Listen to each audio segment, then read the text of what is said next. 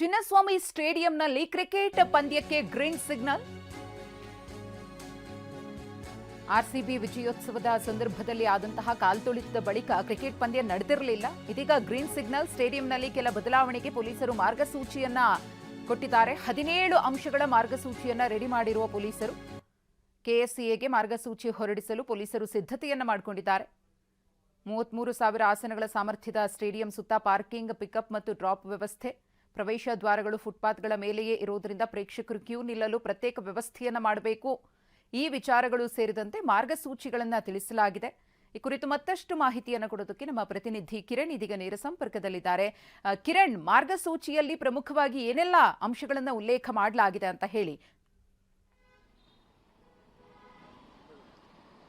ಮಧುಶ್ರೀ, ಈಗಾಗಲೇ ಒಂದು ಕ್ಯಾಬಿನೆಟ್ ಕೂಡ ಅಂದ್ರೆ ಸರ್ಕಾರ ಕೂಡ ಈಗಾಗಲೇ ಇಲ್ಲಿ ಚಿನ್ನಸ್ವಾಮಿ ಸ್ಟೇಡಿಯಂನಲ್ಲಿ ಈಗಾಗಲೇ ಮ್ಯಾಚ್ ಅನ್ನ ನಡೆಸೋಕೆ ಅನುಮತಿಯನ್ನು ಕೊಟ್ಟಿದ್ದಾರೆ. ಆದರೆ ಕೆಲವೊಂದು ಕಂಡೀಷನ್ಸ್ ಅಂದ್ರೆ ಹೋಮ್ ಡಿಪಾರ್ಟ್ಮೆಂಟ್ ಕೆಲವೊಂದು ಕಂಡೀಷನ್ಸ್ ಅನ್ನ ಈಗಾಗಲೇ ರೆಡಿ ಮಾಡ್ಕೊಂಡಿದೆ. ಈ ಸಂಬಂಧಪಟ್ಟಂತೆ ಈಗಾಗಲೇ ಪದಾಧಿಕಾರಿಗಳು ಬಹುಶಃ ನಾಳೆ ಹೋಮ್ ಮಿನಿಸ್ಟರ್ನ ಭೇಟಿ ಮಾಡ್ತಾರೆ. ಅಂದ್ರೆ ವೆಂಕಟೇಶ್ ಪ್ರಸಾದ್ ಏನ್ ಇವಾಗ ಅಧ್ಯಕ್ಷರಾದರು, ಅವರ ಒಂದು ಟೀಮ್ ಹೋಗಿ ಹೋಮ್ ಮಿನಿಸ್ಟರ್ನ ನಾಳೆ ಭೇಟಿ ಮಾಡಲಿದ್ದಾರೆ. ಈಗಾಗಲೇ ಪೊಲೀಸ್ ಕಮಿಷನರ್ ಈಗಾಗಲೇ 17 ಕಂಡೀಷನ್ಸ್ ಅಂದ್ರೆ ಈ ಒಂದು ಕುನ್ನಾ ಕಮಿಟಿ ಏನ್ ರೆಕಮೆಂಡೇಶನ್ ಕೊಟ್ಟಿತ್ತು ಈ ಸಂಬಂಧಪಟ್ಟಂತೆ ಸ್ಟಾಂಪಿಟ್ ಆದಾಗ 17 ಕಂಡೀಷನ್ಸ್ ನಾನು ಕೂಡ ಇಟ್ಕೊಂಡು ಈ ಒಂದು ವಿಚಾರವಾಗಿ ಅವರು ಈಗಾಗಲೇ ತಯಾರಿ ಮಾಡ್ಕೊಂಡಿದ್ದಾರೆ. ಬಹುಶಃ ಈಗ ಕೆಎಸ್ಸಿ ಅವರು ಅಪ್ರೋಚ್ ಮಾಡಿದ್ರೆ ಇಮಿಡಿಯೇಟ್ ಆಗಿ ಅವ್ರಿಗೆ ಈ ಒಂದು ಕಂಡೀಷನ್ ಅನ್ನ ಫಿಲ್ಫಿಲ್ ಮಾಡಿದ ತಕ್ಷಣ ಅವ್ರಿಗೆ ಅನುಮತಿಯನ್ನ ಕೊಡ್ತಾರೆ ನಡೆಸೋಕೆ. ಬಹುಶಃ IPL ಟೈಮ್ಗೆ ಇವ್ರಿಗೆ ಎಲ್ಲರಿಗೂ ಕೂಡ ಕ್ಲಿಯರ್ ಇದೆ. ಯಾಕೆಂದ್ರೆ ಈ ಕೊಟ್ಟಿರುವಂತಹ ಕಂಡೀಷನ್ಸ್ ಅಲ್ಲಿ ಮುಖ್ಯವಾಗಿ ಇರುವಂತಹದ್ನ ಏನು ಒಳಗಡೆ ಎಕ್ಸಿಟ್ ಮತ್ತೆ ಎಂಟ್ರಿ ಇದೆಯಲ್ಲ, ಅದು ಬಹಳ ಇಂಪಾರ್ಟೆಂಟ್. ಬೇಕಂದ್ರೆ ಇಲ್ಲಿ ಏನ್ ಟಿಕೆಟ್ಸ್ ಗಳನ್ನೆಲ್ಲ ಕೊಡ್ತಾರೆ ಆ ಫುಟ್ಪಾತ್ ಅಲ್ಲಿ ಅವು ಎಲ್ಲವೂ ಕೂಡ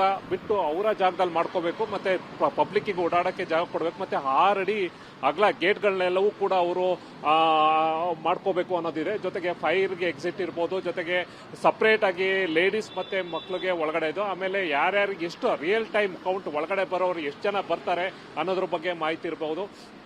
ಜೊತೆಗೆ ಈ ಒಂದು ಟಿಕೆಟ್ಗಳನ್ನ ಎಲ್ಲಿ ಒಳಗಡೆ ಕೊಡುತ್ತಾರೆ ಅದಕ್ಕೆ ಸಪ್ರೇಟ್. ಯಾಕೆಂದ್ರೆ ಈಗ ಇವರು ಚಿನ್ನಸ್ವಾಮಿ ಸ್ಟೇಡಿಯಂ ಅವರು ಈಗ ಬಳಕೆ ಮಾಡ್ಕೊಂಡು ಫುಟ್ಪಾತ್ ಅಲ್ಲೇ ನಿಂತ್ಕೋತಾರೆ, ಲೈನ್ ನಿಂತ್ಕೋತಾರೆ. ಸಾಕಷ್ಟು ಟ್ರಾಫಿಕ್ಗೂ ತೊಂದರೆ ಆಗ್ತಾ ಇದೆ, ಪಬ್ಲಿಕ್ಗೂ ಬಹಳಷ್ಟು ತೊಂದರೆ ಆಗುತ್ತೆ. ಮತ್ತೆ ಒಳಗಡೆ ಎಂಟ್ರಿ ಹಾಕಿ ಹಳ್ಳ ದಿಂಡಿ ಎಲ್ಲವೂ ಕೂಡ ಇದೆ.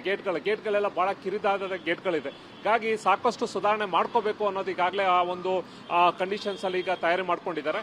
ಅದನ್ನು ಕೂಡ ನಾವು ಅಪ್ರೋಚ್ ಮಾಡಿದಾಗ 1-2 ತಿಂಗಳು ಅವ್ರಿಗೆ ಬೇಕಾಗುತ್ತೆ. ಸಿವಿಲ್ ವರ್ಕ್ ಎಲ್ಲ ಮಾಡಕ್ಕೆ 2 ತಿಂಗಳು ಬೇಕಾಗುತ್ತೆ. ನಂತರ ಬಹುಶಃ ಮಾರ್ಚ್ ಅಷ್ಟೊತ್ತಿಗೆ ಎಲ್ಲ ರೀತಿಯ ಒಂದು ಪಂದ್ಯಾವಳಿಗೆ ಅವಕಾಶ ಸಿಗುತ್ತೆ. ಮಧುಶ್ರೀ.